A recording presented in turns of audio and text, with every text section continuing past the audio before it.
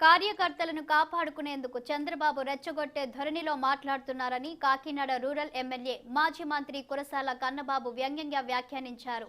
ముఖ్యమంత్రి జగన్మోహన్ రెడ్డిని సంబోధిస్తున్న చంద్రబాబు భాష అభ్యంతరకరంగా ఉందని ఆయన అభ్యంతరం వ్యక్తం చేశారు. వేరే వారికి పంపించాల్సిన స్క్రిప్టు మారిపోవడంతో చంద్రబాబు ఆ మాటలు చెబుతున్నారని కన్నబాబు ఎద్దేవా చేశారు.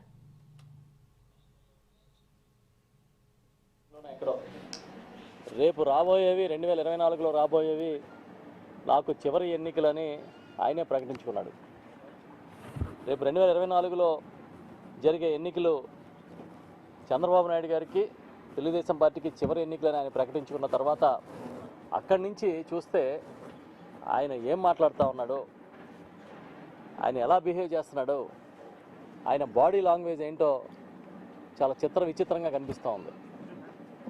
నాది 40 years ఇండస్ట్రీ, 14 ఏళ్ళు ముఖ్యమంత్రిని చేశాను, ఇంకా ఒక 20 ఏళ్ళు ఏదో ప్రతిపక్షంలో ఉన్నాను, నన్ను కొట్టినోడి దేశంలోనే లేడు, నేను చక్రం తిప్పుతా, నేను స్టీరింగ్ తిప్పుతా అని చెప్పే చంద్రబాబు నాయుడు గారు మాట్లాడుతున్న మాటలు చూస్తుంటే రాజకీయాలు ఎంత దిగజారిపోయే విధంగా ఆయన ప్రవర్తిస్తూ ఉన్నాడా అని అనిపిస్తుంది.